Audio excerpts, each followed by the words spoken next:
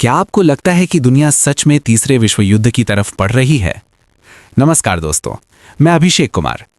ये जो आग की दहकती और धधकती लपटें आज तिहुआन के आसमान में देख रहे हैं, ये सिर्फ तेल के डिपो नहीं चल रहे हैं। ये एक ऐसी आग है जिसकी तपिश आने वाले दिनों में दिल्ली से लेकर इस्लामाबाद, न्यूयॉर्क से लेकर लंदन और बीजिंग तक महसूस की जा सकती है। इजराइल की मिसाइलों ने ईरान के जिन ऑयल हब्स को मलबे में तब्दील किया, वो सिर्फ एक सैन्य हमला नहीं था, वो पूरी दुनिया की अर्थव्यवस्था की नसों पर वार करने जैसा था।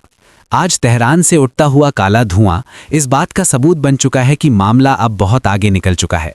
दुनिया एक ऐसे मोड़ पर खड़ी है जहां से वापस लौटने का रास्ता साफ दिखाई नहीं देता। ईरान धधक रहा है।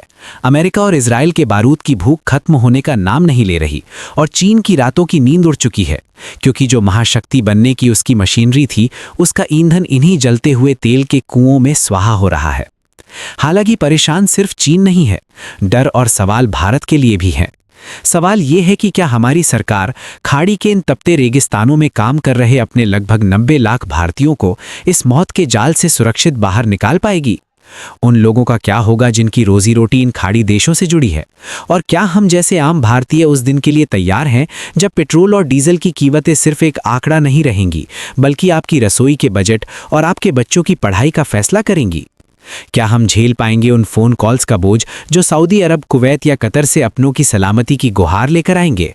याद रखिए, इजराइल अमेरिका बनाम ईरान की ये जंग अब सिर्फ दो देशों की दुश्मनी तक सीमित नहीं रही।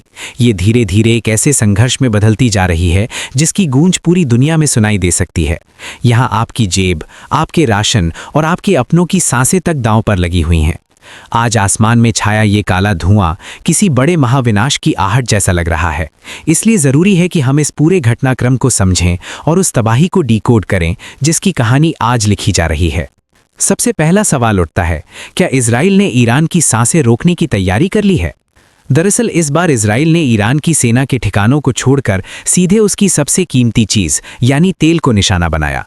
खबरों के मुताबिक ये हमला इतना सटीक था कि ईरान के करीब 30 बड़े तेल टैंक और 3 मुख्य तेल डिपो कुछ ही मिनटों में आग के समंदर में बदल गए। इजराइल और अमेरिका का कहना है कि ईरान अपने तेल के पैसों का इस्तेमाल जनता की भलाई के लिए नहीं, बल्कि दूसरे देशों में युद्ध भड़काने और आतंकी संगठनों की मदद करने में करता है। उनके अनुसार इस पैसों की सप्लाई को काटे बिना ये संघर्ष खत्म नहीं हो सकता। इसीलिए इजराइल का दावा है कि उसने सिर्फ टैंक नहीं जलाए, बल्कि ईरान की कमाई का रास्ता ही काट दिया, क्योंकि जब किसी देश की रिफाइनरियां जलती हैं तो सिर्फ तेल नहीं, उसकी अर्थव्यवस्था भी राख में बदल जाती है। अब सोचिए, ईरान के पास हजारों मिसाइलें हों, लेकिन अगर उन्हें ले जाने वाली गाड़ियों में तेल ही ना बचे तो क्या वो युद्ध जारी रख पाएगा? ईरान में तेल का कोटा कम होना इस बात का संकेत है कि ये हमला उसे भीतर से कमजोर कर रहा है। अगर रिफाइनरियां ऐसे ही जलती रहीं तो ईरान के अंदर आर्थिक संकट, भूखमरी और गृहयुद्ध जैसे हालात पैदा हो सकते हैं। लेकिन क्या ईरान हार मानने को तैयार है? जवाब है नहीं। ईरान ने भी दिखा दिया कि वो चुपचाप हार मानने वाला नहीं है।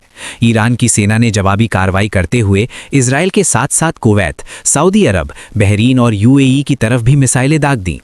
इजराइल और अमेरिका इसे ईरान की ब्लैकमेलिंग बता रहे हैं, लेकिन हकीकत ये है कि ये हमला दुनिया की ऊर्जा सप्लाई को खतरे में डालने की कोशिश भी हो सकता है।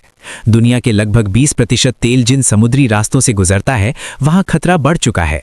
ईरान का साफ संदेश है कि अगर उसे चैन से नहीं रहने दिया गया तो वो पूरी दुनिया की सांसें रोक सकता है। आज खाड़ी के कई देश ईरान की बैलिस्टिक मिसाइलों की रेंज में है। ये पलटवार मिडिल ईस्ट को उस अंधेरे की तरफ ले जा रहा है जहां कूटनीति की मेज जल चुकी है और सिर्फ बारूद की भाषा बची है। अगर इन देशों का तेल उत्पादन भी प्रभावित हुआ तो दुनिया की अर्थव्यवस्था हिल सकती है। दवाइयों से लेकर मोबाइल फोन और अनाज तक की सप्लाई रुक सकती है। लेकिन इस युद्ध का सबसे भयावह चेहरा आंकड़ों में दिखता है। जहां मिसाइलें गिरती हैं, वहां आम लोगों की जान की कीमत सबसे कम होती है।